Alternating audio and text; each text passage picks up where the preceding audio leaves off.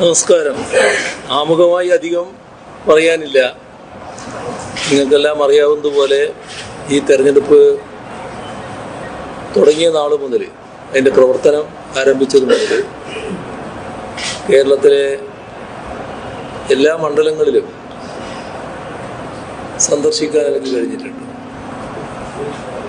വയനാട് നിന്നാണ് തുടക്കം. ഇന്നലെ കണ്ണൂരിലെ പരിപാടി ആയതോടെ 20 മണ്ഡലങ്ങളിലും പൂർണ്ണമായി കഴിഞ്ഞു. ഇത് രാജ്യത്തെ സംബന്ധിച്ചിടത്തോളം ഇതിപ്പോൾ ശരിയാവോ? അപ്പോൾ വയനാട് നിന്നാണ് തുടങ്ങിയത്. ഇന്നലെ കണ്ണൂരോടുകൂടി 20 മണ്ഡലങ്ങളുമായി. ഈ തെരഞ്ഞെടുപ്പിൻ്റെ ഏറ്റവും പ്രധാനപ്പെട്ട ഇനം രാജ്യവ്യാപകമായി തന്നെ തെരഞ്ഞെടുപ്പിൻ്റെ പ്രധാന കാര്യങ്ങൾ ജനങ്ങൾ പൂർണ്ണമായി ഉൾക്കൊണ്ടിരിക്കുന്നു എന്നതാണ്. ഈ തെരഞ്ഞെടുപ്പിനെ ഒരു പ്രധാന അവസരമായിട്ടാണ് ജനങ്ങൾ കാണുന്നത്. രാജ്യത്തിൻ്റെ മതനിരപേക്ഷത, ജനാധിപത്യം, സ്വാതന്ത്ര്യം, ദേശീയോദ്ഗ്രഥനം, നമ്മുടെ ഭരണഘടന തന്നെയും സംരക്ഷിക്കണമെങ്കിൽ ഈ തെരഞ്ഞെടുപ്പ് ഒരു പ്രധാന അവസരമാണ് എന്നാണ് ജനങ്ങൾ തിരിച്ചറിഞ്ഞിട്ടുള്ളത്. ഇതിനെല്ലാം ആപത്തുണ്ടാക്കുന്നത് ഇവിടെ കേന്ദ്രഭരണം കൈയാളുന്ന BJPയുടെ നേതൃത്വത്തിലുള്ള ഗവൺമെൻറ്റാണ്. അപ്പോൾ BJPയുടെ നേതൃത്വത്തിലുള്ള രാഷ്ട്രത്തിന് തന്നെ വലിയ അപകടമുണ്ടാക്കും എന്ന തിരിച്ചറിവാണ് ജനങ്ങൾക്കുണ്ടായിട്ടുള്ളത്. ഈ അവസരം ശരിയായ രീതിയിൽ ഉപയോഗിച്ചില്ലെങ്കിൽ രാഷ്ട്രത്തിനുണ്ടാകാൻ പോകുന്ന അപകടം വിവരണാതീതമായിരിക്കും എന്നും ആളുകൾ കാണുക. അപ്പം അതിൻ്റേതായ ഒരു അന്തരീക്ഷമാണ് രാജ്യത്തുള്ളത്. BJPയെ പരാജയപ്പെടുത്തത്തക്ക രീതിയിലുള്ള പൊതു സാഹചര്യം ഉയർന്നു വന്നിരിക്കുകയാണ്. അത് BJPക്കും മനസ്സിലായി തുടങ്ങി എന്നാണ് തോന്നുന്നത്. കാരണം അവരുടെ ഏറ്റവും വലിയ കാർഡ്, വർഗീയ കാർഡ് ഇറക്കി കളിക്കാൻ ഇപ്പോൾ തയ്യാറായിരിക്കുന്നു. പ്രധാനമന്ത്രി തന്നെ കടുത്ത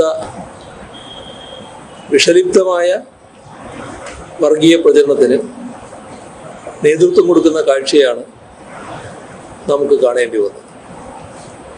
അപ്പോൾ രാജ്യത്ത് BJP ഗവൺമെൻറ് ഇനിയൊരു ഊഴമില്ല എന്ന നിലയിൽ ജനങ്ങളാകെ തീരുമാനിച്ചൊരു ഘട്ടമാണിത്. കേരളത്തെ സംബന്ധിച്ചിടത്തോളം പ്രത്യേകമായൊരു സാഹചര്യമുണ്ട്. അത് നമ്മുടെ സംസ്ഥാനത്ത് കഴിഞ്ഞ തെരഞ്ഞെടുപ്പ് 2019 തെരഞ്ഞെടുപ്പ്, ആ തെരഞ്ഞെടുപ്പിൽ ജയിച്ചു പോയവരെ അവരുടെ പ്രവർത്തനം വെച്ച് വിലയിരുത്താനുള്ള അവസരമാണിത്. അങ്ങനെ നോക്കിയാൽ UDFൻ്റെ ഭാഗത്ത് 18 പേരും LDFൻ്റെ കൂടെ 2 പേരുമാണ് ഇപ്പോൾ നിൽക്കുന്നത്. ഈ 18 പേര് കേരളത്തിൻ്റെതായ പ്രശ്നങ്ങൾ ശരിയായ രീതിയിൽ കൈകാര്യം ചെയ്തില്ല എന്ന ബോധ്യമാണ് ജനങ്ങൾക്കാകെയുള്ളത്. ഇതിൽ 2 ഭാഗമുണ്ട്. ഒന്ന്, രാജ്യത്തെ ബാധിക്കുന്ന പ്രശ്നങ്ങൾ, രാജ്യത്തിൻ്റെ മതനിരപേക്ഷതയുമായി ബന്ധപ്പെട്ട ഒട്ടേറെ പ്രശ്നങ്ങൾ ഈ 5 വർഷ കാലയളവിനുള്ളിലുണ്ടായി. കാരണം 2019 രണ്ടാം ഊഴം BJP ഗവൺമെൻറ് ലഭിച്ചപ്പോൾ RSSൻ്റെ തീവ്ര അജണ്ടകൾ നടപ്പാക്കാനുള്ള ശ്രമമാണ് നരേന്ദ്രമോദിയുടെ ഗവൺമെൻറ് സ്വീകരിച്ചത്. ആ ഘട്ടത്തിൽ അവയെ ശക്തമായി എതിർക്കുന്ന നിലപാട് മതനിരപേക്ഷ ശക്തികളെല്ലാം സ്വീകരിച്ചെങ്കിലും കോൺഗ്രസിനെ ആ കൂട്ടത്തിൽ സജീവമായി കണ്ടില്ല. പാർലമെന്റിലും പുറത്തും കോൺഗ്രസിന്റെ ശബ്ദം ഉയരുന്നത് കേട്ടില്ല. നമ്മുടെ ഈ 18-അംഗ സംഘം കുറ്റകരമായ അനാസ്ഥയും അലംഭാവവുമാണ് കാണിച്ചത് എന്നതാണ് കേരളത്തിൻ്റെ പൊതുവായ ബോധ്യം. ഇതൊരു ഭാഗം. മറ്റൊരു ഭാഗം, കേരളത്തിൻ്റെ ശബ്ദം ഇത്തരം ഘട്ടങ്ങളിൽ വലിയ തോതിൽ പാർലമെന്റിൽ മുഴങ്ങാറുണ്ട്. പക്ഷെ ഈ കഴിഞ്ഞ 5 വർഷക്കാലം കേരളത്തിൻ്റെ ശബ്ദം വേണ്ട രീതിയിൽ ഉയർന്നില്ല. അതിന് കാരണം 20-ൽ 18 പേര് നിശബ്ദരായിപ്പോയി. അപ്പം അത് കേരളത്തിൻ്റെ ശബ്ദം ഉയരാതിരിക്കാൻ കാരണമായി എന്നതും നമ്മുടെ നാട്ടിലെ ജനങ്ങൾ തിരിച്ചറിഞ്ഞിട്ടുണ്ട്. ഇതോടൊപ്പം തന്നെ ഈ കഴിഞ്ഞ 5 വർഷക്കാലം നമ്മുടെ സംസ്ഥാനത്തിന് നേരെ കേന്ദ്ര ഗവൺമെൻറ് സ്വീകരിക്കുന്ന അവഗണനയും വിവേചനവും ശക്തിപ്പെട്ട കാലമാണ്. അത്തരമൊരു അവഗണന തുടരുമ്പോൾ അതിനെതിരെ സാധാരണഗതിയിൽ ശബ്ദമുയരേണ്ടത് പാർലമെന്റിലാണ്. പക്ഷേ ഈ 18-അംഗ സംഘം അത്തരത്തിൽ ഒരു എതിർപ്പും പാർലമെന്റിൽ രേഖപ്പെടുത്തിയില്ല. BJP ഗവൺമെന്റിനെ തുറന്ന് വിമർശിക്കാനോ തുറന്ന് കാണിക്കാനോ തയ്യാറാകാത്ത സമീപനമാണ് നമ്മുടെ കേരളത്തിലെ 18-അംഗ സംഘം സ്വീകരിച്ചത്. മാത്രമല്ല, BJP ഗവൺമെന്റിനെ ന്യായീകരിക്കാനായിരുന്നു വ്യഗ്രത, കേരളത്തെ കുറ്റപ്പെടുത്താൻ. ഇപ്പോൾ എല്ലായിടങ്ങളിലും പറഞ്ഞൊരു ഉദാഹരണം ഇവിടെയും ഞാൻ ആവർത്തിക്കാം. MP-മാരുടെ യോഗം പാർലമെന്റ് സമ്മേളനത്തിന് മുൻപ് ചേരും. ആ യോഗത്തിൽ 2 തവണ സംസ്ഥാന സർക്കാർ എല്ലാ പാർലമെന്റ് അംഗങ്ങളും കൂടി ധനമന്ത്രിയെ കണ്ട് നിവേദനം കൊടുക്കേണ്ട കാര്യം പറഞ്ഞു. കേരളത്തോട് എങ്ങനെയാണ് അവഗണന കാണിക്കുന്നത് എന്നത് കൃത്യമായി കണക്കുകൾ സഹിതം MP-മാരുടെ മുന്നിൽ അവതരിപ്പിച്ചു. എല്ലാവരും സമ്മതിച്ചു, കാണാൻ നിവേദനം കൊടുക്കാം. പക്ഷേ നിവേദനത്തിൽ ഒപ്പിടാൻ തയ്യാറായില്ല. ഇത് ആദ്യ തവണ.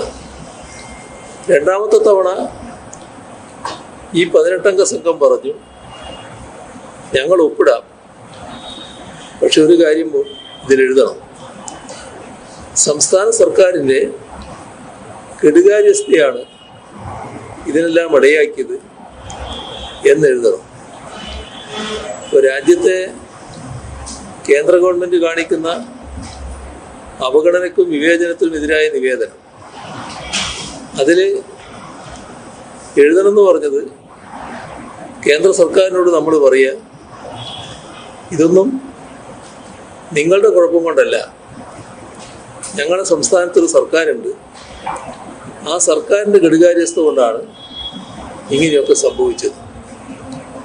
ഇത്ര പച്ചയായി കേന്ദ്ര ഗവൺമെൻറ്റിനെ ന്യായീകരിക്കാനും കേന്ദ്ര ഗവൺമെൻറ്റിനോടൊപ്പം ചാരി നിൽക്കാനും ഇവിടെ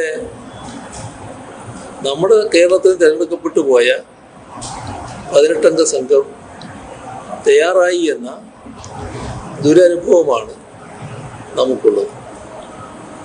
അപ്പോൾ കേരളത്തോട് ഒരു കേരള വിരുദ്ധ സമീപനം BJPക്കുണ്ട്. അതിന് കാരണം അവരെ കേരളം സ്വീകരിക്കുന്നില്ല. ഇന്നലെ സ്വീകരിച്ചില്ല, ഇന്നും സ്വീകരിക്കുന്നില്ല, നാളെയും സ്വീകരിക്കില്ല. അതിൽ അവർ പരിഭവിച്ചിട്ട് കാര്യമില്ല. കേരളം ജാതിഭേദവും മതദ്വേഷവും ഏതുമില്ലാതെ സർവരും സോദരത്വേന വാഴുന്നൊരു നാടാണ്. ആ നാടിന് വെറുപ്പിൻ്റെ പ്രത്യയശാസ്ത്രം ഉൾക്കൊള്ളാനാകില്ല. പക്ഷെ അതുകൊണ്ട് കേരള വിരുദ്ധ സമീപനം BJP തുടർച്ചയായി സ്വീകരിക്കുന്നു.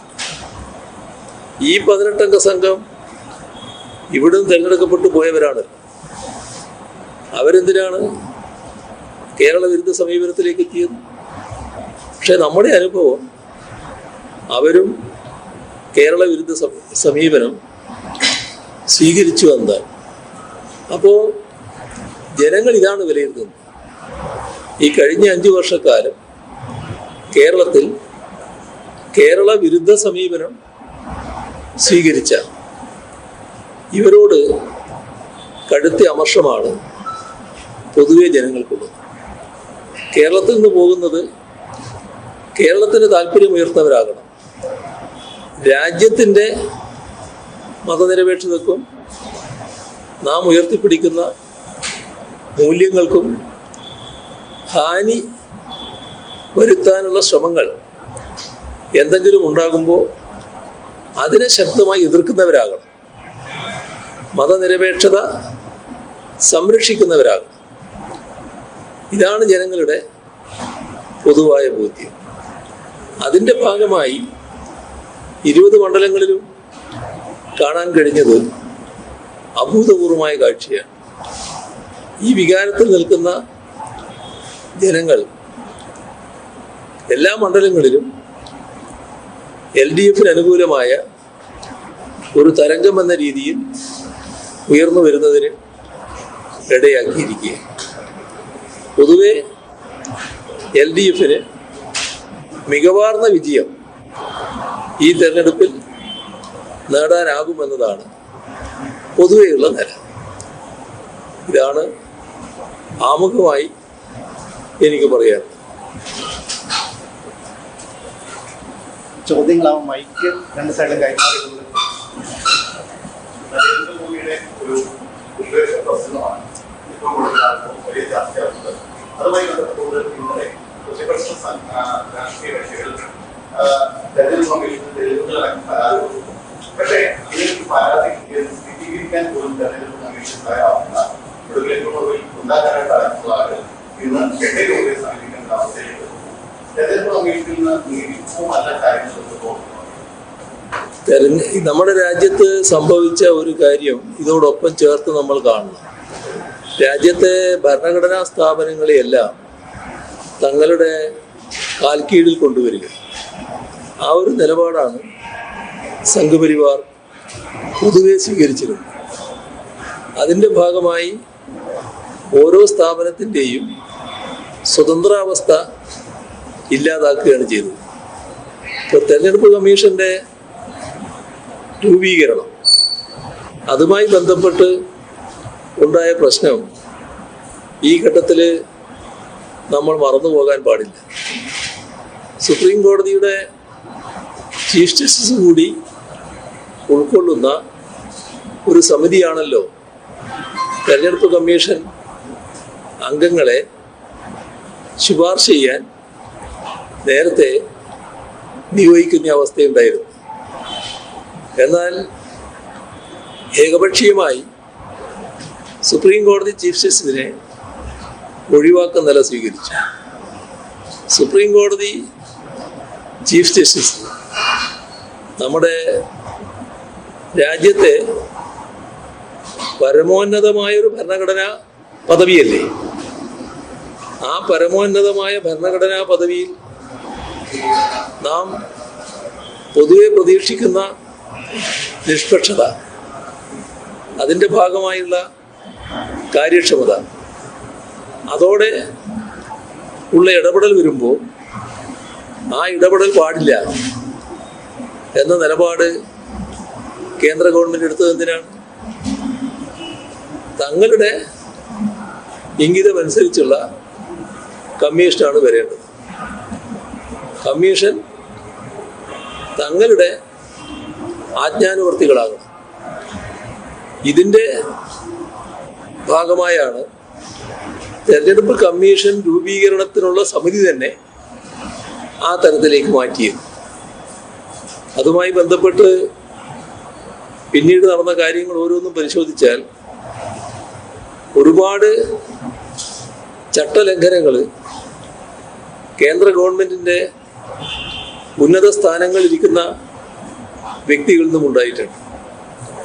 പ്രധാനമന്ത്രിക്കെതിരെ അടക്കം ആക്ഷേപങ്ങൾ ഉയർന്നു വന്നിട്ടുണ്ട്. ആ ഘട്ടത്തിൽ ഒന്നിൽ പോലും തെരഞ്ഞെടുപ്പ് കമ്മീഷൻ ഇടപെട്ട് തെരഞ്ഞെടുപ്പ് കമ്മീഷൻ്റെ നിഷ്പക്ഷത വ്യക്തമാക്കുന്ന നിലപാട് സ്വീകരിച്ച അനുഭവം രാജ്യത്തിനില്ല.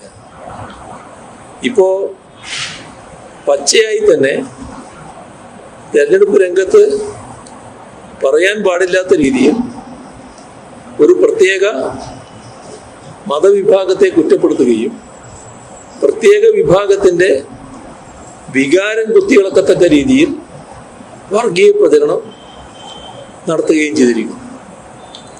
അങ്ങനെ നടത്തിയത് പ്രധാനമന്ത്രിയാണ്. അപ്പോൾ സാധാരണഗതിയിൽ ഉടനെ ഇടപെടേണ്ട കേസാണിത്. പക്ഷേ ഇടപെടുന്നില്ല. തെരഞ്ഞെടുപ്പ് കമ്മീഷൻ അതിൻ്റെ നിഷ്പക്ഷത ജനസമക്ഷം രാജ്യത്തിനു മുന്നിൽ ബോധ്യപ്പെടുത്തേണ്ട ഒരു ഘട്ടമാണിത്. കാരണം അത്ര പച്ചയായാണ് ചട്ടങ്ങൾ ലംഘിക്കപ്പെട്ടിട്ടുള്ളത്. അപ്പോൾ പ്രധാനപ്പെട്ട രാഷ്ട്രീയ പാർട്ടികൾ CPM-ന്റെ ജനറൽ സെക്രട്ടറി സഖാവ് സീതാറാം യെച്ചൂരിയെ പോലുള്ളവർ പരസ്യമായി തന്നെ പറഞ്ഞു തെരഞ്ഞെടുപ്പ് കമ്മീഷനോട്, നിങ്ങളുടെ നിഷ്പക്ഷത തെളിയിക്കേണ്ട ഒരു കാലമാണിത് എന്ന്. എന്നിട്ടും ഇതേവരെ കമാന്നൊരക്ഷരം തെരഞ്ഞെടുപ്പ് കമ്മീഷൻ്റെ ഭാഗത്ത് നിന്നുണ്ടായിട്ടില്ല. ഇത് ദൗർഭാഗ്യകരമായ അവസ്ഥയാണ്. സ്വാഭാവികമായും പരമോന്നത കോടതിയുടെ മുന്നിൽ ഈ വിഷയങ്ങളെല്ലാം ചർച്ച ചെയ്യപ്പെടേണ്ടി വരും എന്നത് തന്നെയാണ് നാം കാണേണ്ടത്.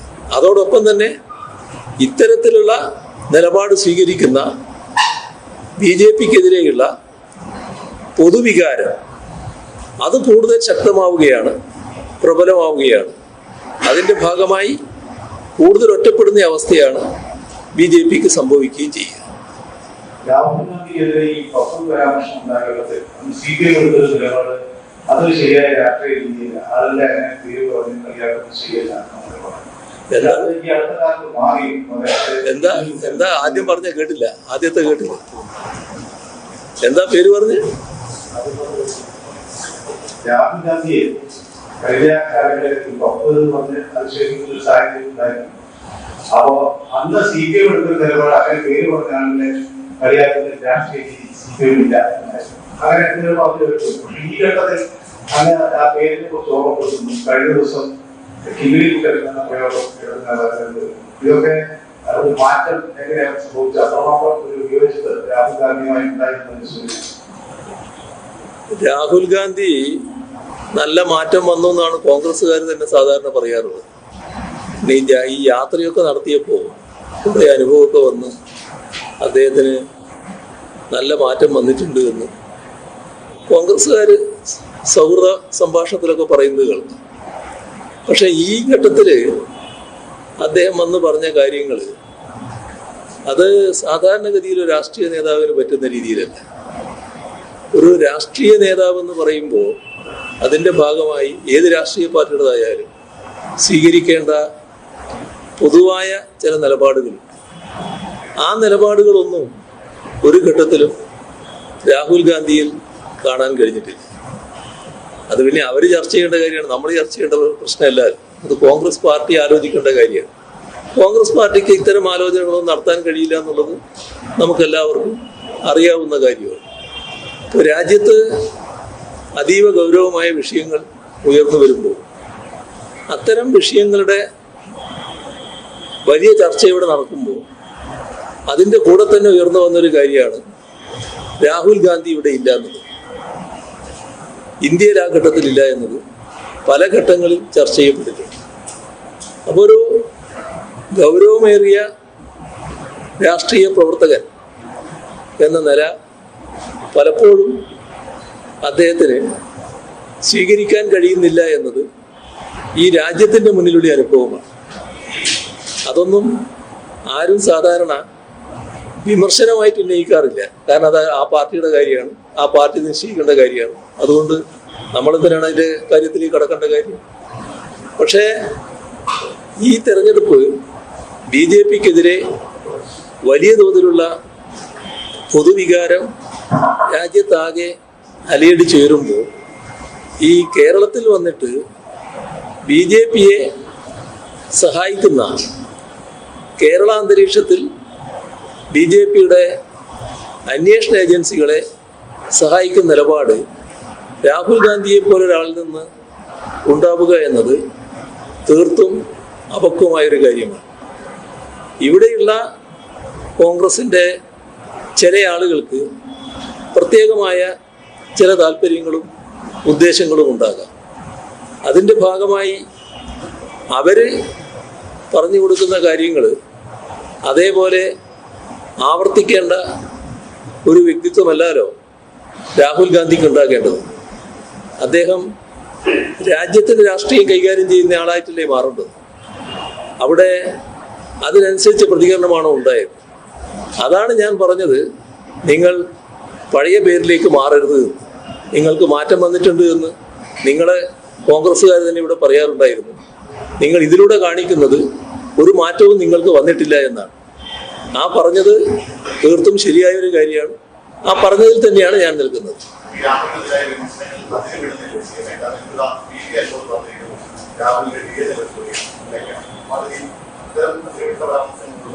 പറയുമ്പോൾ ശ്രദ്ധിക്കണം ഇത്തരം കാര്യങ്ങൾ. രാഹുൽ ഗാന്ധി പറയുമ്പോൾ തിരിച്ചു കിട്ടും നല്ലോണം കണക്കായിക്കൊള്ളു. അങ്ങനെ തിരിച്ചു കിട്ടാതിരിക്കത്തക്ക ഒരു വ്യക്തിത്വമൊന്നുമല്ല രാഹുൽ ഗാന്ധിയുടെ. രാഹുൽ ഗാന്ധിയെ ഇങ്ങനെ LDF-ഉം CM-ഒക്കെ ഇങ്ങനെ വിമർശിക്കുന്നത് അത് മോദിയെ സന്തോഷിപ്പിക്കാൻ വേണ്ടിയാണ് എന്നാണ് പ്രതിപക്ഷ നേതാവ് അടക്കം പറയുന്നത്. അതൊരു നിങ്ങൾ തമ്മിലുള്ള ഒരു ധാരണയുടെ പുറത്ത് ഇത്തരത്തിലുള്ള കാര്യങ്ങൾ കേരളത്തിൽ പറയുന്നു. ഇവിടെ രീതിയിലാണ് അദ്ദേഹം അതിനെ വിമർശിക്കുന്നത്. അത് നിങ്ങളെല്ലാം കാര്യങ്ങൾ മനസ്സിലാക്കുന്നവരാണല്ലോ. ഇപ്പോ പ്രധാനമന്ത്രി ഒരിടത്ത് പറഞ്ഞതായിട്ട് നമ്മുടെ കേരളത്തിലെ പ്രധാന പത്രങ്ങൾ റിപ്പോർട്ട് ചെയ്തല്ലോ. ഞാൻ വിമർശിക്കുന്നതിനേക്കാളും കേരളത്തിലെ മുഖ്യമന്ത്രി രാഹുൽ ഗാന്ധിയെ വിമർശിക്കുന്നു എന്ന് പറഞ്ഞതായിട്ട് റിപ്പോർട്ട് ചെയ്തല്ലോ. എന്താ കാര്യം? രാഹുൽ ഗാന്ധി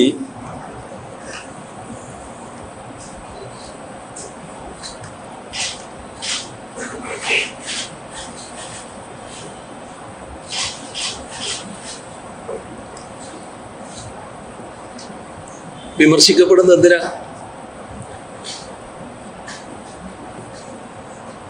പ്രധാനമന്ത്രി നരേന്ദ്രമോദിക്ക് വിമർശിക്കേണ്ടി വരാത്തത് എന്തിനാ? ഇത് രണ്ടും നമ്മൾ കാണണം. ഞാൻ വളരെ വിശദമായിട്ട് ഞാൻ പോവുകയില്ല, എങ്കിലും ഈ ചോദ്യം വന്നതുകൊണ്ട് നിങ്ങൾ മനസ്സിലാക്കണമല്ലോ, അതുകൊണ്ട് മാത്രം പറയുകയാണ്. ഇപ്പോൾ പൗരത്വ നിയമ ഭേദഗതി കൊണ്ടുവന്നു. പൗരത്വ നിയമ ഭേദഗതി എന്നത് ഈ രാജ്യത്തെ RSSന്റെ അജണ്ടയാണെന്ന് അറിയാത്തവരാരെങ്കിലും ഉണ്ടോ? RSSന് മതനിരപേക്ഷത തകർക്കണം. അതിന് ഏറ്റവും പ്രധാന വഴി പൗരത്വം മതാടിസ്ഥാനത്തിലാക്കലാണ്. ആ RSS അജണ്ടയെ എതിർക്കാതിരിക്കുന്ന നിലപാട് കോൺഗ്രസ് സ്വീകരിക്കുന്നു. ഇപ്പോഴല്ല, 4 വർഷം മുൻപ് 2019 രണ്ടാമത്തെ ഗവൺമെന്റ് BJP വന്നപ്പോൾ ആദ്യമേ തന്നെ ഈ ഭേദഗതിയാണല്ലോ കൊണ്ടുവന്നത്.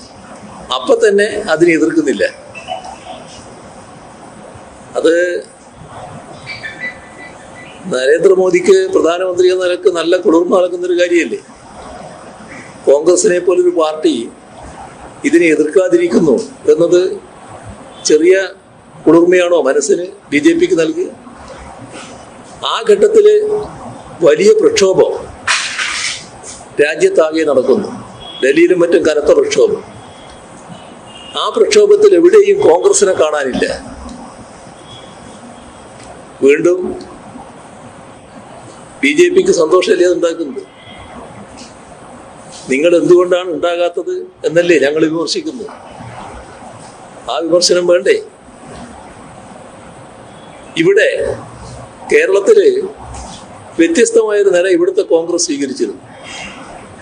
അത് നമ്മുടെ സംസ്ഥാനത്ത് നമ്മൾ ആദ്യം തന്നെ പ്രഖ്യാപിച്ചു ഈ നിയമ ഭേദഗതി ഇവിടെ നടപ്പാക്കില്ല എന്ന്. തുടർന്ന് എല്ലാവരും കൂടിയുള്ള പരിപാടികളാണ് നടത്തിയത്. അതിൻ്റെ ഭാഗമായി വലിയൊരു പ്രതിഷേധ സംഗമം പ്രതിപക്ഷ നേതാവും പ്രതിപക്ഷ നേതാക്കളും എല്ലാം പങ്കെടുത്തു.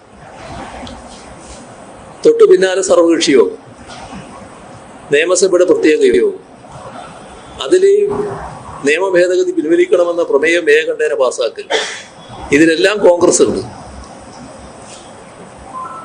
പക്ഷേ അതെല്ലാം കഴിഞ്ഞതിന് ശേഷം അന്നത്തെ KPCC പ്രസിഡന്റ് പരസ്യമായി ഇതിനെല്ലാം തള്ളിപ്പറഞ്ഞു. അതിൻ്റെ കൂട്ടത്തിൽ അദ്ദേഹം പറഞ്ഞു, ഇനി ഞങ്ങൾ യോജിച്ച പ്രക്ഷോഭത്തിലില്ല. എന്താ അങ്ങനെ പറയാൻ കാരണം? സാധാരണ സർക്കാരാണ് മുൻകൈ എടുത്തിരുന്നത്. സർക്കാരിന്റെ ഭാഗത്ത് എന്തെങ്കിലും വീഴ്ച പറ്റിയെങ്കിൽ അത് അവർ പറയുമായിരുന്നു. ഒന്നും ഇതേവരെ പറഞ്ഞിട്ടില്ല. അന്നും പറഞ്ഞില്ല, ഈ 4 വർഷമായിട്ടും പറഞ്ഞിട്ടില്ല. ഞങ്ങൾ പറഞ്ഞൊരു കാരണമുണ്ട്. അതായത് രാജ്യത്ത് കേരളത്തിന് പുറത്ത് ഒരിടത്തും ഈ പ്രക്ഷോഭത്തിൽ കോൺഗ്രസ് ഇല്ല. കേരളത്തിൽ മാത്രമേ കോൺഗ്രസ് ഉള്ളൂ. അപ്പോൾ കേരളത്തിലെ കോൺഗ്രസിനോട് കോൺഗ്രസിന്റെ കേന്ദ്ര നേതൃത്വം പറയുന്നു, നിങ്ങൾ പിൻവാങ്ങണം. അതല്ലേ ഉണ്ടായത്? അതല്ലെങ്കിൽ ഇവരാരെങ്കിലും ഇതേവരെ നിഷേധിച്ചോ? ഇപ്പോൾ ഈ ദിവസങ്ങളിലൊക്കെ ഞാൻ പറഞ്ഞുകൊണ്ടിരുന്നൊരു കാര്യമാണ്, ഇവരാരെങ്കിലും നിഷേധിച്ചു വന്നു. ഈ പിൻവാങ്ങല് ആരുടെ മനസ്സിലാണ് കുളിർമ നൽകുക? സംഘപരിവാർ മനസ്സിലല്ലേ? എങ്ങനെയാണ് ഇവർക്ക് ഇത്തരമൊരു നിലപാടെടുക്കാൻ പറ്റിയത്? പോട്ടെ, ഇതൊക്കെ 4 വർഷം മുൻപുള്ള കാര്യം. 4 വർഷമായിട്ട് ഈ പ്രശ്നം നമ്മൾ ചർച്ച ചെയ്തുകൊണ്ടിരിക്കുകയാണല്ലോ. ഇപ്പോ നമ്മുടെ രാജ്യത്ത് ഈ നിയമ ഭേദഗതി നടപ്പാക്കാനുള്ള ചട്ടങ്ങൾ കൊണ്ടുവന്നു. ആ ചട്ടം സാർവത്രികമായ എതിർപ്പിനിടയായി. എല്ലാവരും എതിർന്നു. കോൺഗ്രസിന്റെ ശബ്ദം നിങ്ങൾ ആരെങ്കിലും കേട്ടോ? എന്ത് പറ്റി കോൺഗ്രസിന്? അതല്ലേ പ്രശ്നം. കോൺഗ്രസിന്റെ പ്രസിഡന്റിനോട് നിങ്ങളെ സുഹൃത്തുക്കൾ ചോദിച്ചല്ലോ ഒരിടത്ത് വെച്ചിട്ട്, സന്ധ്യ കഴിഞ്ഞപ്പോഴാണ് ചോദ്യം. അപ്പൊ അദ്ദേഹം പറഞ്ഞ മറുപടി നിങ്ങൾക്ക് എല്ലാവർക്കും അറിയാലോ. രാത്രി ആലോചിച്ച് പറയാതെ ഇതിനെപ്പറ്റി പ്രതികരണം ചോദിച്ചപ്പോഴാണ്. എന്താണ് കോൺഗ്രസ് നിലപാടില്ലാതെ? രാഹുൽ ഗാന്ധിയെ ഞാൻ വിമർശിച്ചു എന്ന് പറയുന്നത് ഇവിടെയാണ് കേട്ടോ. അതും പ്രതിപക്ഷ നേതാവിന് അറിയാത്തതല്ല, നിങ്ങളും മനസ്സിലാക്കാത്തതല്ല. രാഹുൽ ഗാന്ധിയെ വിമർശിച്ചത് ഈ പശ്ചാത്തലത്തിലാണ്. ഇവിടെ ഞാൻ പറഞ്ഞ എന്താ, രാഹുൽ ഗാന്ധിയുടെ നേതൃത്വത്തിൽ ഒരു യാത്ര ഇന്ത്യയിൽ നടത്തും. ആ യാത്രയിൽ ഒരിടത്തും ആ യാത്രയിൽ എല്ലാ പ്രശ്നങ്ങളും അദ്ദേഹം കൈകാര്യം ചെയ്യുന്നുണ്ട്. രാജ്യത്തും ലോകത്തുമുള്ള എല്ലാ പ്രശ്നങ്ങളിലും പ്രതികരിക്കുന്നുണ്ട്. ഈ ഒരു കാര്യത്തിൽ മാത്രം പ്രതികരണമില്ല. പൗരത്വ നിയമ ഭേദഗതിയെ കുറിച്ച് മാത്രം പ്രതികരണമില്ല. എന്താ പ്രതികരണം ഇല്ലാത്തത്? അത് ആർക്കാ സന്തോഷം പകരുക?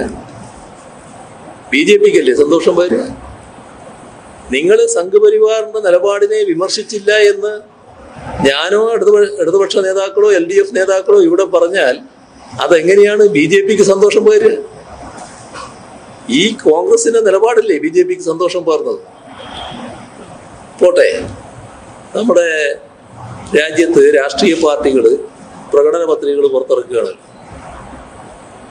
ഞങ്ങളും പ്രകടന പത്രിക പുറത്തിറക്കി. ഞങ്ങളെ രണ്ട് കമ്മ്യൂണിസ്റ്റ് പാർട്ടികൾ ഇറക്കിയ പ്രകടന പത്രികയിൽ പൗരത്വ നിയമ ഭേദഗതി റദ്ദ് ചെയ്യുമെന്ന് കൃത്യമായി എഴുതി. എന്താ ഇവർക്ക് എഴുതാൻ പറ്റാതിരുന്നത്? കോൺഗ്രസിന്റെ പ്രകടന പത്രിക ഒരു ഭാഗമില്ലാലോ, അങ്ങനെ ഒരു വാചകം ഇല്ലാലോ. നിങ്ങൾ പ്രതിപക്ഷ നേതാവിനെയാണല്ലോ ഉദ്ധരിച്ചത്. പ്രതിപക്ഷ നേതാവിന്റെ പിന്നത്തെ പത്രസമ്മേളനം ഉണ്ടായില്ലേ? എന്ത് വാശിയോടെയാണ് പറഞ്ഞത്, വായിക്കാതെ പറയുകയാണ്. ഈ പ്രകടന പത്രികയിൽ ഈ പറയുന്ന ഭാഗം പരാമർശിച്ചില്ല എന്നതിനെ കുറിച്ചാണ് അദ്ദേഹത്തിന്റെ വിമർശനം. പ്രകടന പത്രിക വായിക്കണ്ടേ? പ്രകടന പത്രിക വായിക്കാതെയാണ് ഈ പറഞ്ഞത്. പ്രകടന പത്രികയിൽ ഇത്രാമത്തെ പേജ്, ഇത്രാം ഖണ്ഡിക, ഇതൊന്നും വായിക്കാതെ പറയാണ്. അതിലിത് കൃത്യമായി പറഞ്ഞിരിക്കുകയാണ്. അത് ഏറ്റവും പ്രാധാന്യത്തോടെ കൊടുത്ത പത്രം മലയാള മനോരമയാണ്. ഫ്രണ്ട് പേജിൽ ബാനർ ഹെഡിങ്ങിൽ ഈ പറഞ്ഞ എല്ലാ കാര്യങ്ങളും വാർത്തയായി കൊടുത്തു. അപ്പൊ അത് പറഞ്ഞയാൾ എന്തോ അബദ്ധം ചെയ്തു എന്ന പ്രതീതിയാണ് പൊതുവിലുണ്ടാക്കിയത്. അന്ന് ഞാൻ ഒരിടത്ത് പത്രസമ്മേളനം നടത്തുമ്പോൾ ഈ പത്രവും ആ പ്രകടന പത്രികയുടെ കോപ്പിയും കൊണ്ടുപോയി. എന്നിട്ട് നിങ്ങളുടെ സുഹൃത്തുക്കളുടെ മുമ്പിൽ ഈ പ്രകടന പത്രിക കാണിച്ചു. ഇതാണ് പ്രകടന പത്രിക, ഈ പറഞ്ഞ പേജ് ഇതാണ്, ആ പേജ് ഇടും. പിന്നെ പരാമർശിച്ച ഖണ്ഡിക, ആ ഖണ്ഡിക കാണിക്കുക മാത്രമല്ല അത് അപ്പടി വായിച്ചു. അതിലെവിടെയെങ്കിലും ഒരു വാക്കുണ്ടോ ഈ പൗരത്വ നിയമ ഭേദഗതി എന്ന വാക്ക് എവിടെയെങ്കിലും ഉണ്ട്? എത്ര വസ്തുതാവിരുദ്ധമായ കാര്യമാണ് പറഞ്ഞത് പ്രതിപക്ഷ നേതാവ്. അങ്ങനെ പറയാൻ പാടുള്ളൂ, ആളുകൾ തെറ്റിദ്ധരിപ്പിക്കാൻ പാടുള്ളൂ. അതിന് വലിയ പ്രചരണം കൊടുത്ത് അതിന് ആളുകൾ തെറ്റിദ്ധാരണ ഉണ്ടാക്കാനല്ലേ നോക്കിയത്? എന്താ നിങ്ങൾ അത് പ്രകടന പത്രികയിൽ പറയാതിരുന്നു? ആ പറയാതിരുന്നത് ആരെയാണ് സൂചിപ്പിക്കുക? ആരുടെ മനസ്സിനാണ് കുളിർമ പകരുക? സംഘപരിവാർ മനസ്സിനല്ലേ? ഇപ്പോ പുറത്തു വന്ന കാര്യങ്ങൾ ഏകദേശം അംഗീകരിക്കപ്പെട്ടല്ലോ. നിങ്ങളുടെ കൂട്ടത്തില് ഇന്ത്യൻ എക്സ്പ്രസ് എന്ന പത്രമാണല്ലോ അത് പുറത്തു കൊണ്ടുവന്നത്. അവര് ഈ കരട് തയ്യാറാക്കുന്നതിന് വേണ്ടി കോൺഗ്രസ് നിയോഗിച്ച സമിതിയിലെ അംഗങ്ങളുമായി ബന്ധപ്പെട്ട് കരടിൽ ഈ ഭാഗം ഉണ്ടായിരുന്നു എന്ന് വന്നല്ലോ. പിന്നെ അംഗീകരിക്കേണ്ട നേതാക്കളുടെ സമിതി അത് ഒഴിവാക്കുകയാണ് ചെയ്തതെന്നും പുറത്തു വന്നല്ലോ. അത് ഭംഗിയന്തരേണ സമ്മതിക്കുന്ന കാര്യം ചിദംബരത്തിന്റെ ഭാഗത്തുണ്ടായല്ലോ. ചിദംബരല്ലേ ആ കമ്മിറ്റിയുടെ നേതാവായിരുന്നയാള്. ഇതിന്റെ ദൈർഘ്യം കൂടി പോകുന്നതുകൊണ്ട് ഉൾപ്പെടുത്താതിരുന്നതാണെന്ന് അദ്ദേഹം പറഞ്ഞല്ലോ. ഭംഗിയന്തരേണ സമ്മതിക്കുകയാണല്ലോ ചെയ്തത്. എന്താണ് കോൺഗ്രസിന് സംഭവിക്കുന്നത്? ആ സംഭവിക്കുന്നതിനെ കുറിച്ചല്ലേ ഞങ്ങൾ പരാമർശിക്കുന്നത്. നിങ്ങൾ മതനിരപേക്ഷത കൈകാര്യം ചെയ്യുകയാണെങ്കിൽ ആ മതനിരപേക്ഷതയുടെ ഭാഗമായി എതിർക്കേണ്ടതിനെ ശക്തമായി എതിർക്കണ്ടേ? മതനിരപേക്ഷത തകർക്കാനുള്ള നീക്കത്തെ എതിർക്കണ്ടേ? ഇത് RSSന്റെ ഒരജണ്ട നടപ്പാക്കുന്നതിനോട് സ്വീകരിച്ച സമീപനം. വേറൊരു അജണ്ടയുടെ കാര്യം കൂടി ഇപ്പൊ ഓർക്കുന്നത് നല്ലതാണ്. ഈ പറഞ്ഞതുകൊണ്ട് ഇങ്ങനെയാണ് വിമർശനം എന്ന് പറയാ. അത് ജമ്മു കാശ്മീരിന്റെ കാര്യമാണ്. ഇന്ത്യയുടെ ഭരണഘടനയെ അംഗീകരിച്ച നാട് മുതൽ RSS പറയുന്ന കാര്യമാണ് ഭരണഘടനയിലെ 370-ാം വകുപ്പ് റദ്ദ് ചെയ്യണമെന്നത്. അന്ന് തൊട്ടേ ഉണ്ട്. ജമ്മു കാശ്മീരിന്റെ പ്രത്യേക പദവി എടുത്തു കളയണം. അത് ഒരു ദിവസം എടുത്തു കളയുന്നു. അങ്ങനെ എടുത്തു കളഞ്ഞപ്പോ ആഭ്യന്തരമന്ത്രി പാർലമെന്റിൽ എഴുന്നേറ്റ് നിന്ന് യാതൊരു നടപടിക്രമവും പാലിക്കാതെ ഒരു കടലാസ് എടുത്ത് വായിക്കുകയാണ്. സാധാരണ പാർലമെന്ററി നടപടിക്രമമുണ്ട്, അതൊന്നും പാലിക്കാതെയാണ് വായിച്ചു. ഭരണഘടനയുടെ 370 റദ്ദ് ചെയ്യുന്നു. ജമ്മു കാശ്മീരിന്റെ സംസ്ഥാന പദവി എടുത്തു കളയുന്നു. ജമ്മു കാശ്മീരിനെ തന്നെ കഷ്ണങ്ങളാക്കി മുറിക്കുന്നു. എത്ര കടുത്ത പ്രതിഷേധം രാജ്യത്ത് ഉയർന്നു. ആ തോതിൽ പ്രതിഷേധം കോൺഗ്രസിൽ ഉണ്ടായോ? എന്താണ് കോൺഗ്രസിന് സംഭവിക്കുന്നത്? പാർലമെന്റിനകത്തും പുറത്തും ആ തരത്തിൽ പ്രതിഷേധം ഉയർന്നില്ലാലോ. കോൺഗ്രസിന്റെ രാജ്യസഭയിലെ ചീഫ് വിപ്പ് ഈ നടപടിയിൽ ആവേശഭരിതനായി. അദ്ദേഹം കോൺഗ്രസ് വിട്ട് BJPയിലേക്ക് പോയി. BJP അദ്ദേഹത്തിന് വീണ്ടും രാജ്യസഭാംഗത്വം നൽകി രാജ്യസഭയിലേക്ക് തിരിച്ചയച്ചു. എത്ര സംഘപരിവാർ മനസ്സുകാർ ഇതുപോലത്തെ ആൾക്കാർ കോൺഗ്രസിന്റെ കൂടെയുണ്ട്. അതുകൊണ്ടല്ലേ അവരിൽ ചിലർ രഹസ്യമായി BJP ആ ഘട്ടത്തിൽ അഭിനന്ദിച്ചു എന്ന് വാർത്തകൾ വന്നു. ഇതെല്ലാലോ കോൺഗ്രസിൽ നിന്ന് പ്രതീക്ഷിക്കുന്നത്. ആ നടപടിയെ ശക്തമായി എതിർക്കാത്ത കോൺഗ്രസിന്റെ സമീപനം ആർക്കാണ് സഹായകരം? RSS അജണ്ട നടപ്പാക്കാൻ പുറപ്പെട്ട BJPക്കും RSS അജണ്ടക്കുമല്ലേ സഹായം? ഇതാണോ കോൺഗ്രസിന്റെ ഭാഗത്തുണ്ടാകേണ്ടത്? അതിനെയല്ലേ ഞങ്ങൾ തുറന്നു കാണിക്കുന്നത്. എന്തിനാണ് നിങ്ങൾ ഈ സമീപനം തിരുത്തണം, അതല്ലേ ഞങ്ങൾ പറയുന്നത്, അതല്ലേ കാണേണ്ടത്. ഇനിയും ഉദാഹരണം വേണമെങ്കിൽ നമുക്ക് നീട്ടാം. അപ്പോ ഇതുപോലുള്ള കാര്യങ്ങളാണ് ഞങ്ങൾ പറയുന്നത് എന്നുള്ളത് കാണണം.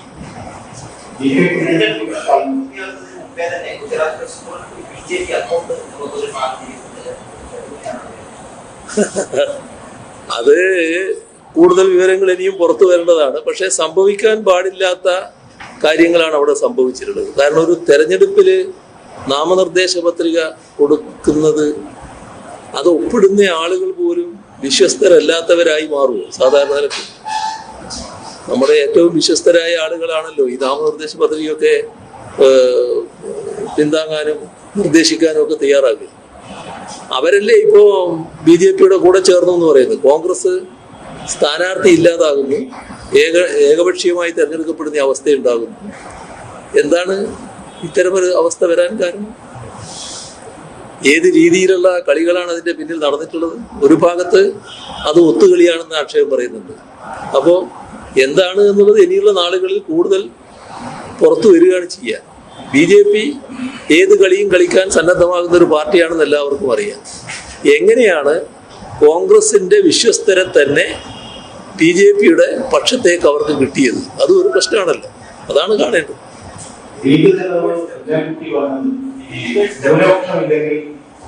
ന്യൂനപക്ഷത്തിന്റെ കാര്യം സംരക്ഷിക്കേണ്ട ഉത്തരവാദിത്വം ഇടതില്ല.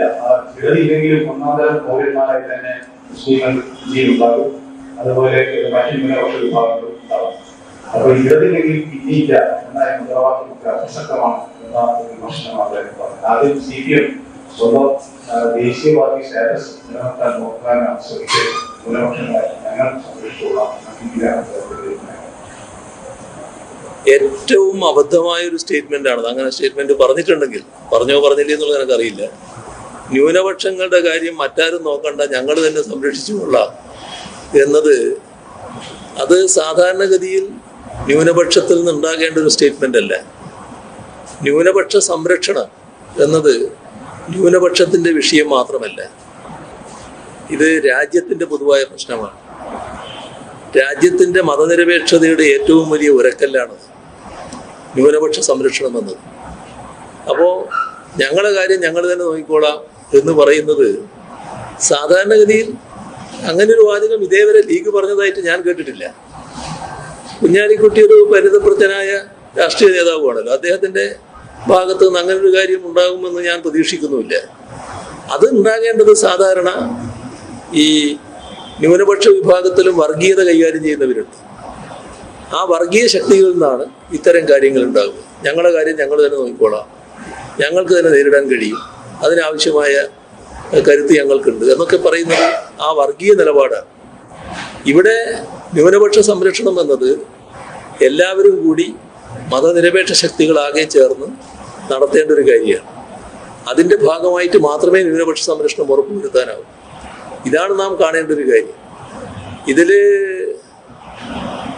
ഇടതിൻ്റെ സാന്നിധ്യം എന്നത് ഏറ്റവും പ്രധാനമാണ് എന്നത് നമ്മുടെ കഴിഞ്ഞകാല അനുഭവങ്ങൾ തെളിയിച്ചതാണല്ലോ. ഇടത് പാർലമെന്റിൽ ഇല്ലാതായപ്പോൾ, വേണ്ടത്ര ഇല്ലാതായപ്പോൾ ആ ശബ്ദം തന്നെ നേർത്തുപോയല്ലോ.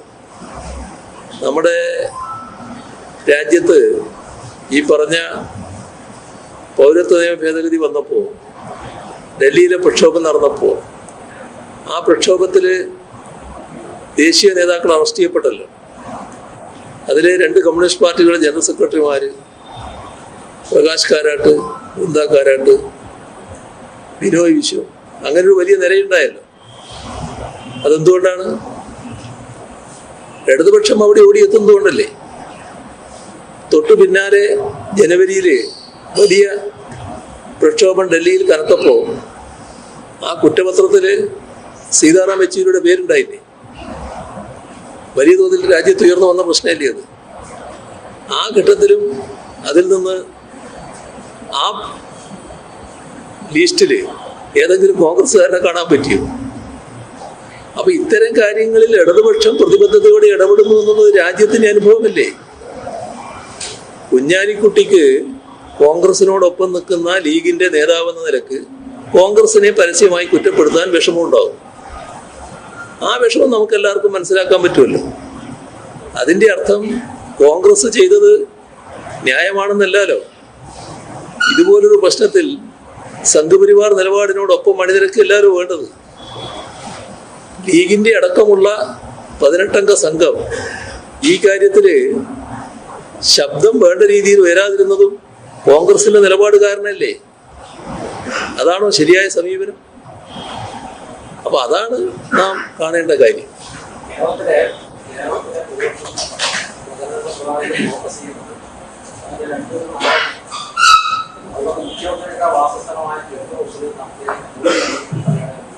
ക്ലിഫ് ഹൗസില്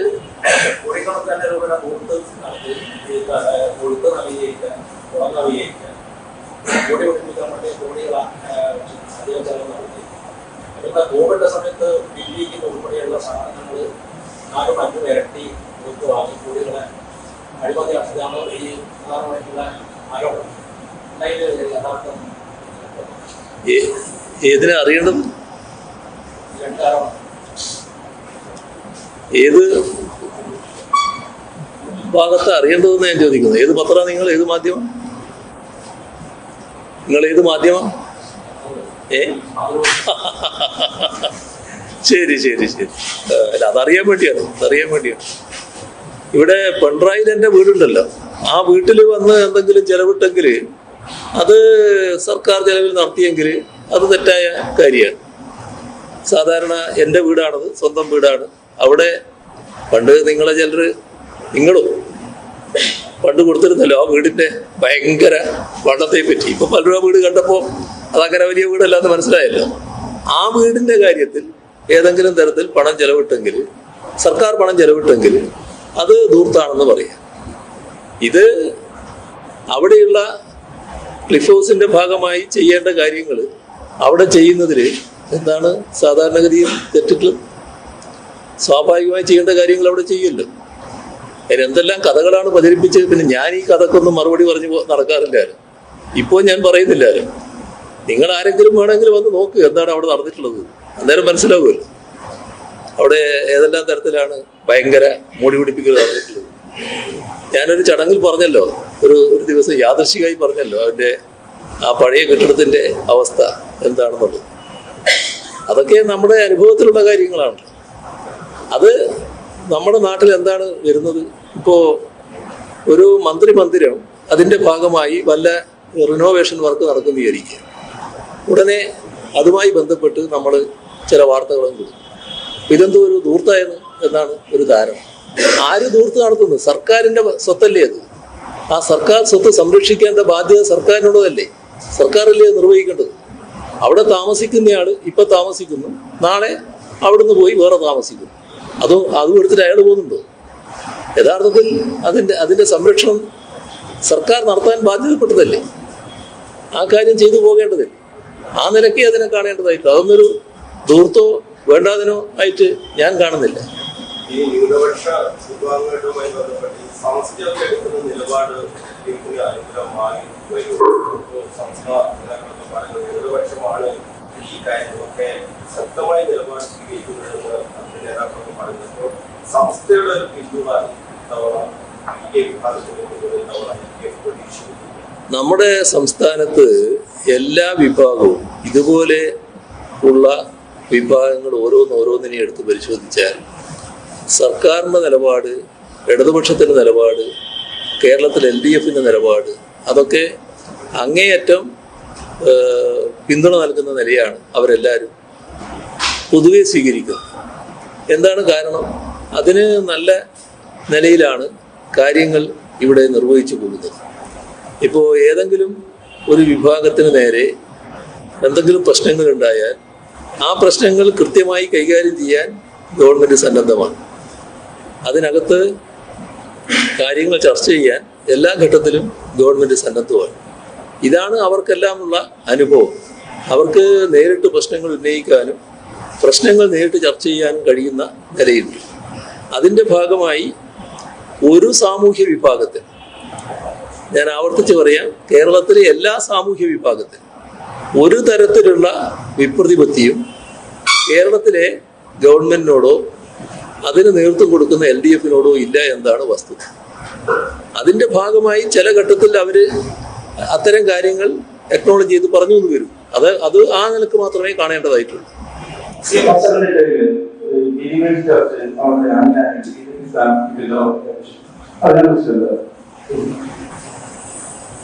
എവിടെ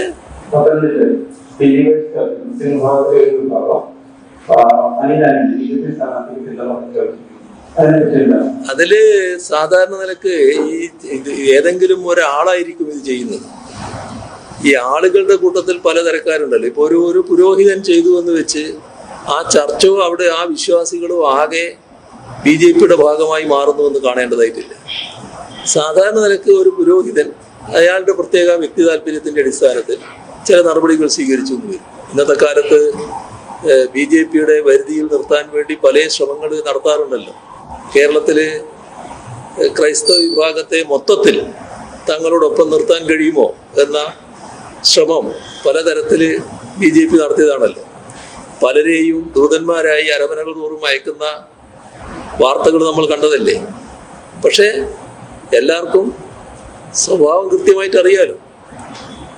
ഏതൊക്കെ തരത്തിലാണ് ന്യൂനപക്ഷ വിഭാഗങ്ങൾ വേട്ടയാടപ്പെടുന്നത് എന്നുള്ളത് കൃത്യമായിട്ട് എല്ലാ വിഭാഗത്തിനും അറിയാലോ. അത് മനസ്സിനെ വേദനിപ്പിക്കുന്ന ഒരു ജനസമൂഹം, ആ ജനസമൂഹം ഈ വേദനയെല്ലാം തന്നവരെ പിന്നെയും പിന്താങ്ങും. അതല്ലേ വസ്തുത. അപ്പൊ ആ കാര്യത്തിൽ ഞങ്ങൾക്ക് യാതൊരു ആശങ്കയില്ല. നമ്മുടെ നാട്ടിലെ നമ്മുടെ രാജ്യത്തിലെ സംഘപരിവാർ വിവിധ പ്രദേശങ്ങളിൽ ഇത്തരത്തിലുള്ള ന്യൂനപക്ഷ വിഭാഗങ്ങൾക്ക് നേരെ ഒരുപാട് ആക്രമണങ്ങളാണ് നടത്തിയിട്ടുള്ളത്. അതിന്റെ ഭാഗമായി കൊല ചെയ്യപ്പെട്ടവര് അടുത്ത കാലത്തല്ലേ. മണിപ്പൂർ നമ്മുടെ നാട്ടിൽ നിന്ന് കുറെ അകലെയാണെങ്കിലും നമ്മുടെ രാജ്യത്തിന്റെ ഒരു ഭാഗമല്ലേ. മണിപ്പൂരിലെ കുട്ടികൾ ഇപ്പം നമ്മുടെ കേരളത്തിൽ വന്ന് ധാരാളം പഠിക്കുന്നില്ലേ. എന്താണ് ഇങ്ങോട്ട് വരാൻ കാരണം? നമുക്കെല്ലാവർക്കും അറിയാലോ. ഇത്തരത്തിലുള്ള അവസ്ഥകൾ നേരിടേണ്ടി വന്നവര് അവിടെ പള്ളികൾ, ആരാധനാലയങ്ങൾ ആക്രമിക്കപ്പെടുന്നു, തീവെച്ച് നശിപ്പിക്കുന്നു. എത്ര പേരാ? 1,00,000-ലധികം പേർക്കാണ് വീട് വിട്ട് ഓടിപ്പോകേണ്ടി വന്നത്. സ്വന്തം വീട് വിട്ട് ഓടിപ്പോവുകയാണ്. ഇതൊന്നും കേരളത്തിലില്ല. കേരളത്തിലില്ലാത്തത് എന്തുകൊണ്ടാണ് നമുക്ക് എല്ലാവർക്കും അറിയാലോ. അപ്പൊ കേരളത്തിലില്ലെങ്കിലും കേരളത്തിലെ സഹോദരങ്ങൾ, കേരളത്തിൽ ജീവിക്കുന്നവര് അവരുടെ സഹോദരങ്ങൾക്ക് സംഭവിക്കുന്ന കാര്യമല്ലേ കേൾക്കുന്നത്. അതല്ലേ വേദന ഉണ്ടാക്കുന്നത്. ഇപ്പോ കേരളത്തിലല്ലെങ്കിലും കേരളത്തിൽ ചില ബന്ധങ്ങൾ കാണുമല്ലോ സാധാരണ. ഇപ്പോ കോൺഗ്രസിന്റെ ഗവൺമെന്റാണ് തെലങ്കാനയുള്ളത്. ആ തെലങ്കാനയുള്ള കോൺഗ്രസ് ഗവൺമെന്റിന്റെ ആ ഭരണത്തിന് കീഴിലാണല്ലോ അവിടുത്തെ മദർ തെരേസയുടെ പേരിലുള്ള സ്ഥാപനത്തിന് നേരെ സംഘപരിവാർ ആക്രമണം നടത്തിയത്. എന്താ കാര്യം? ഹനുമാന്റെ പേരിലുള്ള എന്തോ ഒരു ചടങ്ങ് നടക്കുന്നു. അന്ന് കാവ്യ വസ്ത്രം ധരിക്കണമെന്ന് സംഘപരിവാറുകാർ പറയുന്നു. കുട്ടികളെ കാവ്യ വസ്ത്രം ധരിപ്പിച്ച് വിടുന്നു. അപ്പോൾ സ്കൂൾ അധികൃതർ പറയുന്നു, നിങ്ങൾ കാവ്യ വസ്ത്രം ഇത് നമ്മുടെ യൂണിഫോമല്ല, യൂണിഫോമാണ് ധരിക്കേണ്ടത്. യൂണിഫോമിൽ നിന്ന് വ്യത്യസ്തമായ വസ്ത്രം ധരിക്കണമെങ്കിൽ നിങ്ങൾ രക്ഷിതാക്കൾ പ്രത്യേകമായിട്ട് പറയണം. അതേ സ്കൂൾ അധികൃതർ പറഞ്ഞിട്ടുണ്ട്. പക്ഷേ അവിടെ പിന്നെ സംഭവിച്ചെന്താ? ഭയങ്കരമായ ആക്രമണമല്ലേ. 100 കണക്കിന് ആളുകളിലെ ഇറച്ചി കയറിയത് സ്കൂളിലേക്ക്. അവിടെ തല്ലുകൊണ്ട കൂട്ടത്തിൽ ഒരു മലയാളി വൈദികനല്ലേ ഭീകരമായ തല്ലുകൊണ്ടത്. അദ്ദേഹത്തിൻ്റെ അനുഭവം എന്താ? തല്ലി മട്ടുപ്പാവിൽ കൊണ്ടുപോയി, എന്നിട്ട് ജയ് ശ്രീറാം വിളിപ്പിക്കുക. എന്നിട്ട് ഈ ആളുകൾ താഴെ 100 കണക്കിന് ആളുകൾ അവരോട് മാപ്പ് പറയിപ്പിക്കുക. ഇതെല്ലാം ചെയ്തത് സംഘപരിവാറാണ്. പക്ഷേ അവിടുത്തെ മുഖ്യമന്ത്രി കേരളത്തിൽ വന്ന് വലിയ ഉപദേശമൊക്കെ നൽകിയല്ലോ. എന്താ ചെയ്തത് അവിടെ?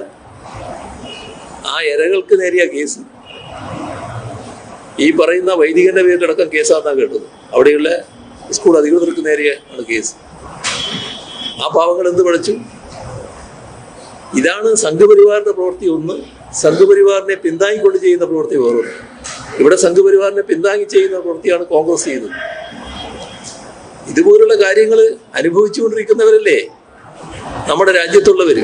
ഒരു ഭാഗത്താണ് നടക്കുന്നതെങ്കിലും അതിന്റെ വേദന ഏറ്റുവാങ്ങുന്നവരല്ലേ ഇവിടെയുള്ള ആ വിഭാഗത്തിൽപ്പെട്ടവർ. അപ്പൊ അതിലേതെങ്കിലും ഒരാൾ എന്തെങ്കിലും പ്രസ്താവന നടത്തിയെന്ന് വെച്ച് അത് ആ ജനവിഭാഗത്തെ ആകെ ബാധിക്കുന്നതാണ് എന്ന് നമ്മൾ കാണേണ്ടതില്ല എന്നാണ് ചുരുക്കത്തിൽ എനിക്ക് പറയാനുള്ളത്.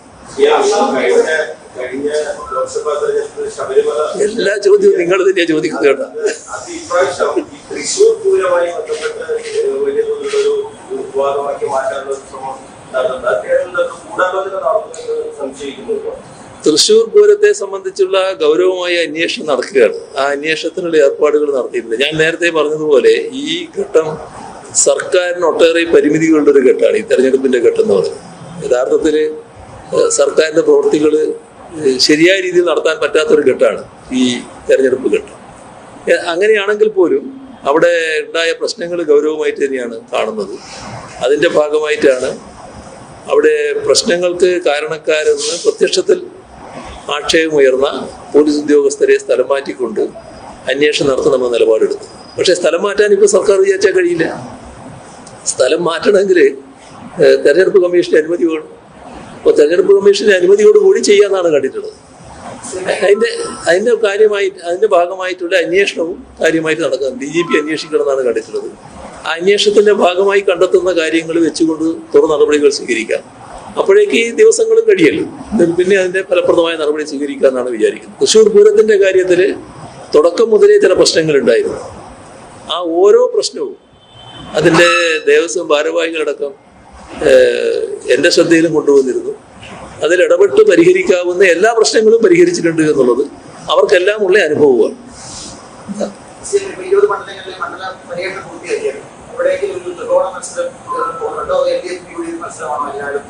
അല്ല, ത്രികോണ മത്സരം എന്ന് പറഞ്ഞാല് പിന്നെ സാധാരണഗതിയിൽ 3 സ്ഥാനാർത്ഥികൾ ഉണ്ടായാൽ ത്രികോണ മത്സരമായല്ലോ. ആ ത്രികോണ മത്സരത്തിൽ BJPയുടെ സ്ഥാനമാണ് ചോദിക്കുന്നതെങ്കിൽ എല്ലാ മണ്ഡലത്തിലും 3ാമത്തെ സ്ഥാനേ ഉള്ളൂ, അല്ലെങ്കിൽ അതിന് പിന്നിലേ ഉള്ളൂ. അതാണ് BJPയുടെ തരം.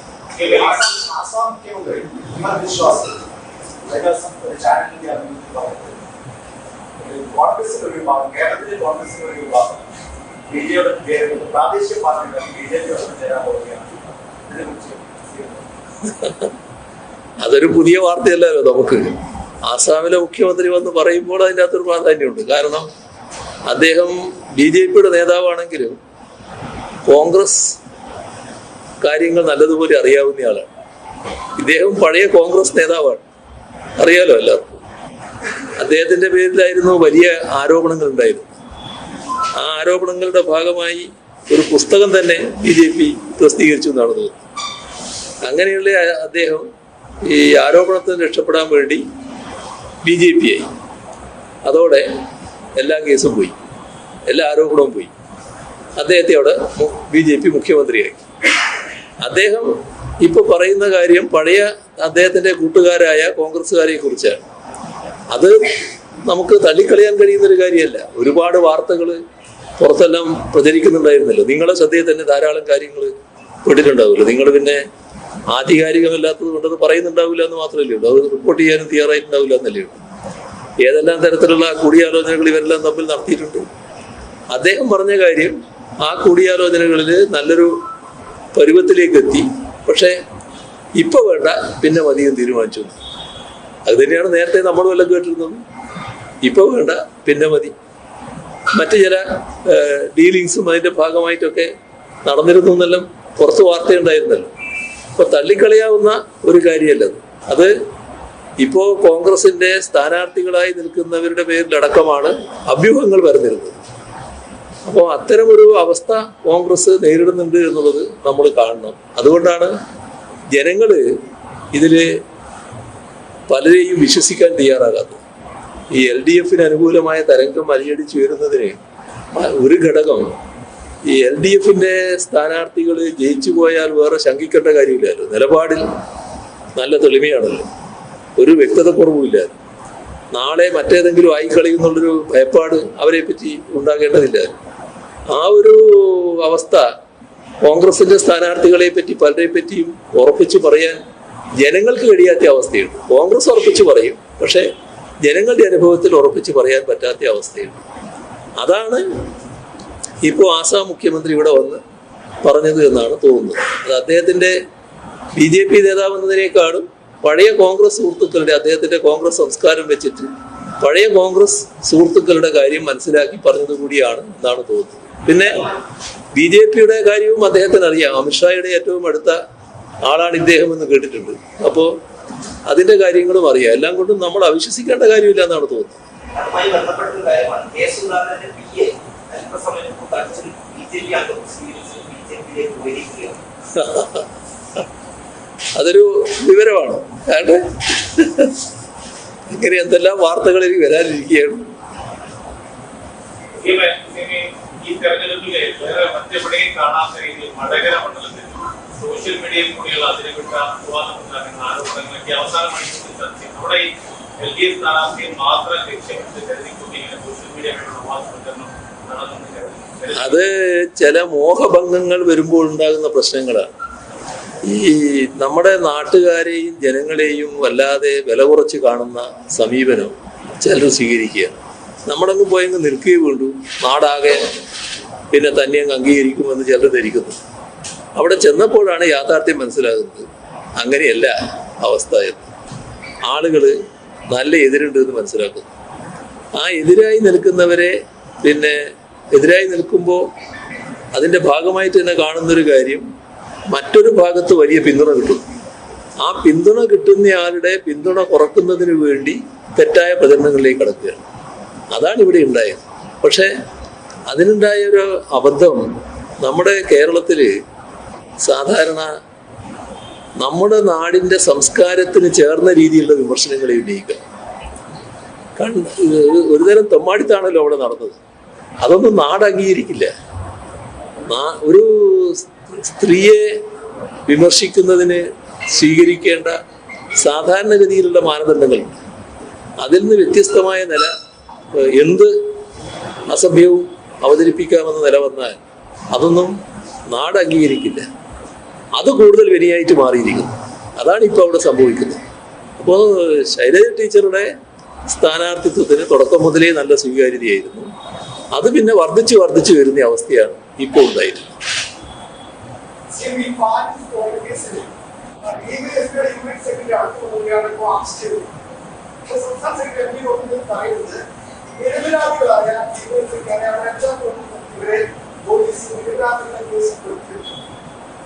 ഞാൻ ആ കേസിന്റെ മറ്റു വിശദാംശങ്ങൾ ഇപ്പോൾ മനസ്സിലാക്കിയിട്ടില്ല എന്താണെന്നുള്ളത്. സാധാരണഗതിയിൽ അതുമായി ബന്ധപ്പെട്ട ആൾക്കാരെ തന്നെയായിരിക്കും പോലീസ് അറസ്റ്റ് ചെയ്യുക. അല്ലാത്ത എന്തെങ്കിലും പ്രശ്നമുണ്ടോ എന്നുള്ളത് ഇപ്പം എൻ്റെ ശ്രദ്ധയിലില്ല.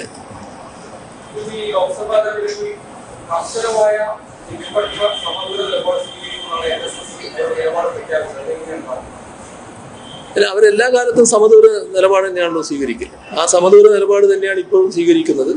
നല്ല ആരോഗ്യകരമായ സമീപനത്തിൽ തന്നെയാണ് NSS നിൽക്കുന്നത് എന്നാണ് ഞാൻ കേട്ടിട്ടുള്ളത്.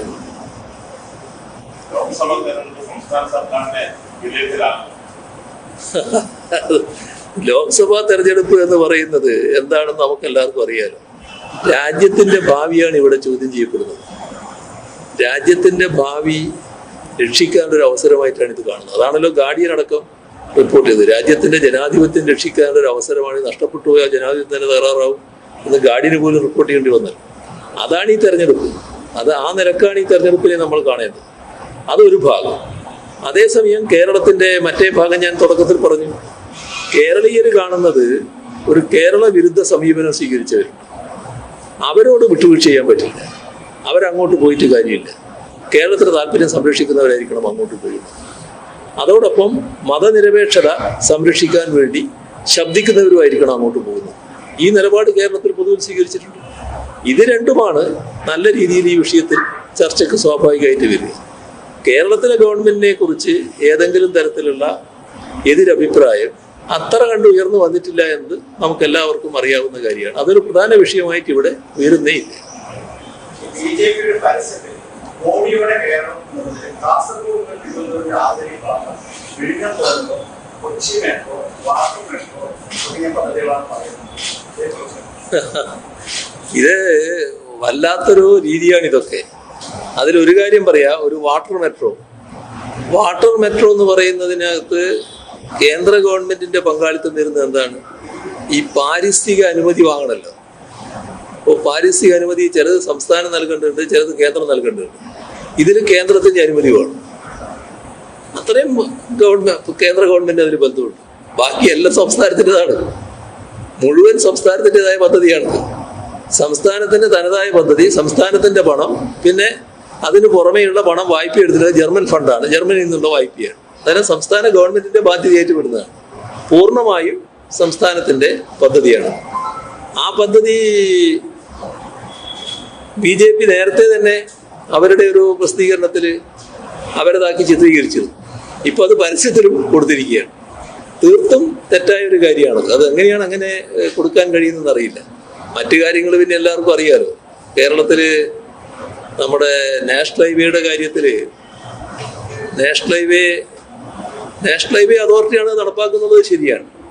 പക്ഷേ നാഷണൽ ഹൈവേക്ക് വേണ്ടി സ്ഥലമെടുക്കുന്നതിന് സംസ്ഥാന സർക്കാർ 5600 കോടിയോളം രൂപയാണ് കൊടുക്കേണ്ടി വന്നത്. ഈ രാജ്യത്ത് ഒരു സംസ്ഥാനവും അതിനുവേണ്ടി പണം കൊടുത്തിട്ടില്ല കേട്ടോ. നമ്മളെ സംസ്ഥാനം മാത്രമാണ് കൊടുക്കേണ്ടി വന്നത്. കാരണം നേരത്തെയുള്ള UDF ഗവൺമെന്റ് തക്ക സമയത്ത് ഭൂമി എടുത്തു കൊടുക്കാത്തത് കൊണ്ട്, നമുക്ക് ഈ പദ്ധതി നടപ്പാക്കണമെന്ന നിർബന്ധമുള്ളത് കൊണ്ടും നമ്മളെ ശിക്ഷിക്കുകയായിരുന്നു. ഇവിടെ വില കൂടിയിരിക്കുന്നു, നിങ്ങൾ പൂർണ്ണമായിട്ട് എടുക്കണം എന്നൊക്കെയാണ് പറഞ്ഞത്. പിന്നെ ചർച്ചയിലൂടെയാണ് 20% എന്ന തീർപ്പിലേക്ക് എത്തുന്നത്. അത് കേന്ദ്ര ഗവൺമെന്റിനാണെന്ന് അങ്ങനെ പറയുന്നതിന് എന്താ അർത്ഥമുള്ളത്? സാധാരണഗതിയിൽ രാജ്യത്ത് നടപ്പാക്കേണ്ട ഒരു പദ്ധതി നടപ്പാക്കുന്നതിന് കേരളം കൂടി പങ്കുവഹിക്കുകയല്ലേ ചെയ്തു. അതുപോലുള്ള കാര്യങ്ങൾ നമ്മൾ ഒരു തെരഞ്ഞെടുപ്പ് പ്രചരണത്തിന് വേണ്ടി എടുത്ത് ഉപയോഗിക്കേണ്ട കാര്യമല്ല. പക്ഷേ കേന്ദ്ര ഗവൺമെന്റ് പദ്ധതി അല്ലേ എന്ന് ചോദിച്ചാൽ കേന്ദ്ര ഗവൺമെന്റ് പദ്ധതിയാണെന്ന് പറയാം. എന്നാൽ വാട്ടർ മെട്രോ പൂർണ്ണമായിട്ട് സംസ്ഥാനത്തിന്റെ പദ്ധതിയാണ്.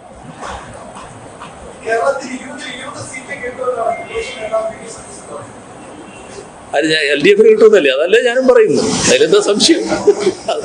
അത് തന്നെയല്ല ഞാനും പറഞ്ഞുകൊണ്ടിരിക്കുന്നു.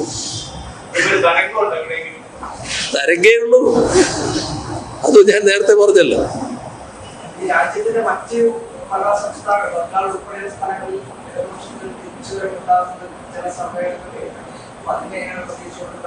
നല്ല പ്രതീക്ഷയോടെയാണല്ലോ നമ്മളെല്ലാവരും കാണുന്നത്. ഇടതുപക്ഷം നല്ല രീതിയിൽ തിരിച്ചു വരണമെന്ന് ആഗ്രഹിക്കുന്ന നല്ലൊരു ഭാഗം ഇന്ന് രാജ്യത്തിന്റെ എല്ലാ ഭാഗങ്ങളിലും ഉണ്ട്. അതാണ് വസ്തുത. അത് ആ പ്രതീക്ഷയോടെയല്ലേ മത്സരിക്കുന്നത്. എന്ത് ലക്ഷ്യം വെച്ചാണ് ഇന്ത്യ മുന്നണി രൂപീകരിച്ചത്? ആ ലക്ഷ്യത്തിലേക്ക് പോകുന്നുണ്ടോ? അന്ന് കാണുന്ന ഒരു മുന്നണി അങ്ങനെ ഇല്ല. ഇതൊരു സംവിധാനമാണ്. ആ സംവിധാനം എന്നത് BJPക്കെതിരെയുള്ള ഒരു വിശാലമായ പ്ലാറ്റ്ഫോം, അതാണ് ഉണ്ടായത്.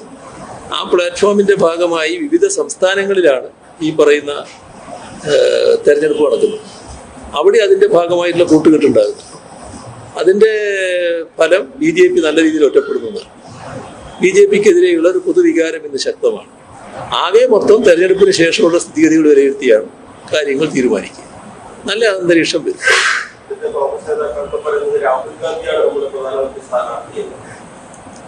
അത് കോൺഗ്രസ് തീരുമാനിച്ചോ എന്ന് എനിക്കറിയില്ല. പക്ഷെ കോൺഗ്രസ് ഇതേവരെ എല്ലാം പരസ്യമായിട്ട് പറഞ്ഞിട്ടുള്ളത് ഞങ്ങൾ ആരെയും തീരുമാനിച്ചിട്ടില്ല എന്നുള്ളതാണ്.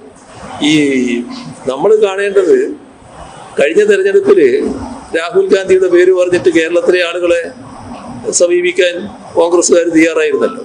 ആ അനുഭവം നമ്മുടെ നാട്ടിലെ ജനങ്ങൾക്കുള്ളത് കൊണ്ട് ഇത്തവണ ആ പ്രചരണം വരികനെ ഇവിടെ നടത്തുന്നതായിട്ട് കാണുന്നില്ല. പക്ഷേ ഞങ്ങൾ പറയുന്ന കാര്യം, ഈ തെരഞ്ഞെടുപ്പിൽ പൊതുവായി ഒരു വിജയം BJPക്കെതിരെയുള്ള കക്ഷികൾ നേടിക്കഴിഞ്ഞാൽ ആ ഘട്ടത്തിലാണ് ആര് നേതാവാകണം എന്ന കാര്യമൊക്കെ തീരുമാനിക്കുക. അപ്പോൾ മാത്രം അത് തീരുമാനിക്കുക.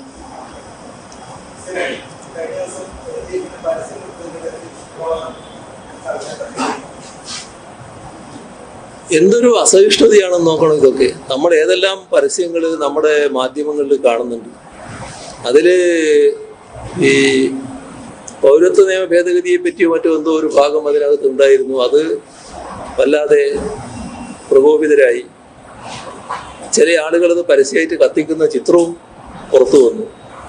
അതൊക്കെ അങ്ങേയറ്റം പ്രതിഷേധാർഹമായ കാര്യമാണ്. എത്ര വലിയ നിലവാര തകർച്ചയാണ് ഉണ്ടാകുന്നത് എന്നാണ് അതൊക്കെ കാണിക്കുന്നത്.